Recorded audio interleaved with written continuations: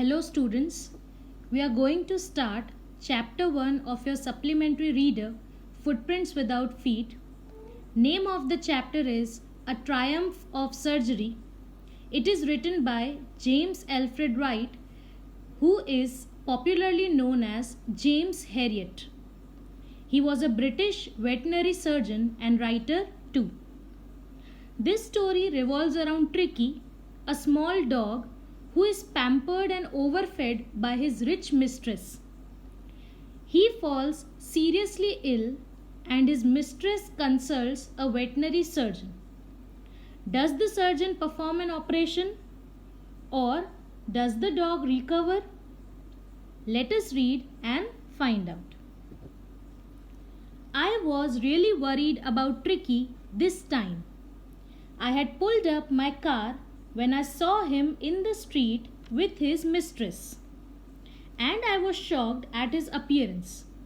He had become hugely fat, like a bloated sausage, with a leg at each corner. His eyes, bloodshot and rheumy, stared straight ahead and his tongue lolled from his jaws. In this paragraph, I refers to Dr. Herriot. He was very much worried about Tricky. He was going somewhere and he stopped his car when he saw Tricky and his mistress. Tricky had become fat and looked like a sausage. His eyes were red and watery liquid was flowing from his eyes. He was staring and his tongue was hanging out of his mouth. Mrs. Pumphrey hastened to explain. He was so listless, Mr. Herriot. He seemed to have no energy. I thought he must be suffering from malnutrition, so I have been giving him with some little extras between meals to build him up, some malt and cod liver oil and a bowl of Horlicks at night to make him sleep. Nothing much really. When Mrs. Pumphrey, Tricky's mistress, saw Doctor, she hesitated, but then she told that Tricky seemed to have no energy. She felt that Tricky was suffering from malnutrition, so to build his energy, she had been giving him some extra meals. Other than breakfast, lunch and dinner, some extra meals, malt, cod liver oil and a bowl of Horlicks at night. She further said, nothing much really, which means she thinks that all this much diet is not so enough for the dog. So she overfeeds him. वो उन्हें बहुत ज़्यादा खिलाती है. And did you cut down on the sweet things as I told you? Oh, I did a bit, but he seemed to be so weak, I had to relent. He does love cream cakes and chocolates, so I can't bear to refuse him. Doctor asks her that did you stop giving him the sweet things as I have instructed to do so?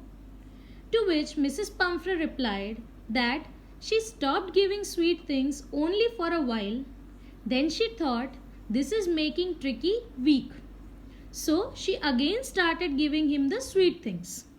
Tricky loves chocolates and cream cakes so much, so she can't refuse as she loves Tricky a lot. I looked down again at the little dog. That was the trouble. Tricky's only fault was greed. He had never been known to refuse food. He would tackle a meal at any hour of the day or night. And I wondered about all the things Mrs. Pumphrey hadn't mentioned. When Doctor looked down at the dog, he knew that dog was in trouble and his problem was his greed for food. Tricky never denied food. He can eat at any time of the day, be it morning or night. Doctor also thought that there must be many things that Mrs. Pumphrey hadn't mentioned which she was giving Tricky to eat. Are you giving him plenty of exercise? Well, he has little walks with me as you can see, but Hawking, the gardener, has been down with lumbago, so there has been no ring throwing lately. Doctor again asked if Mrs. Pumphrey was giving enough exercise to dog. She said that she takes Tricky for short walks. But as her gardener has been ill, so there is no one to throw rings to fetch for the dog. So there is not much of exercise given to Tricky. I tried to sound severe. Now I really mean this. If you don't cut his food right down and give him more exercise, he is going to be seriously ill. You must harden your heart and keep him on a very strict diet.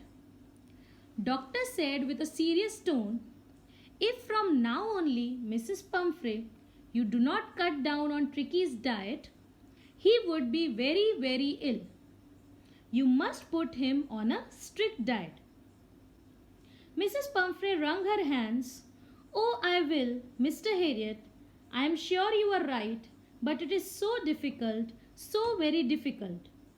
She set off, head down along the road, as if determined to put the new regime into practice immediately.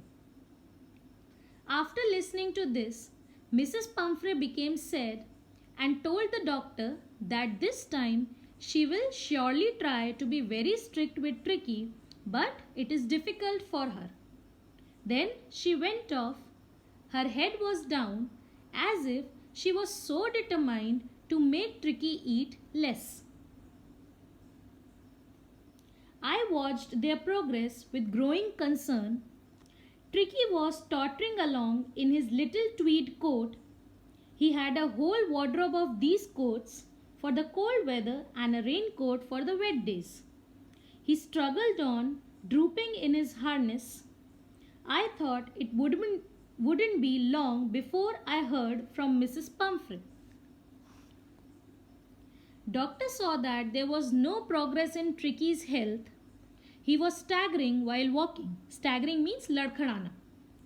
He was wearing his coat. Tricky had a whole collection of such coats, raincoats and woolen coats. He was struggling even to fit in his harness.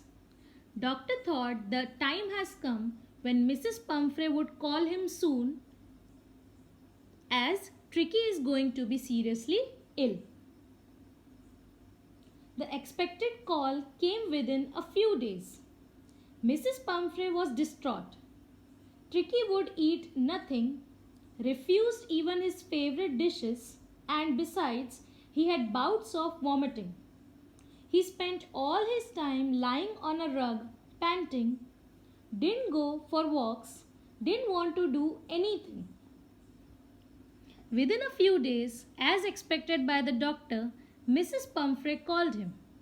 She was very upset, as Tricky had stopped eating even his favorite dishes.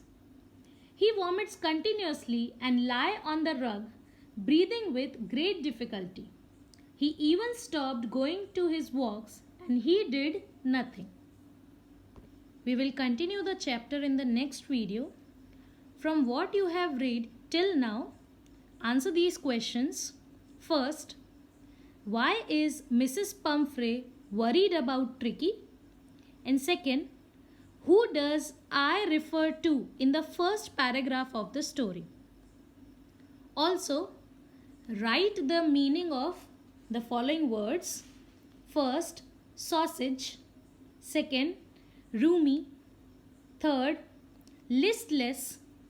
Fourth, lumbago. Fifth, regime. And sixth, distraught.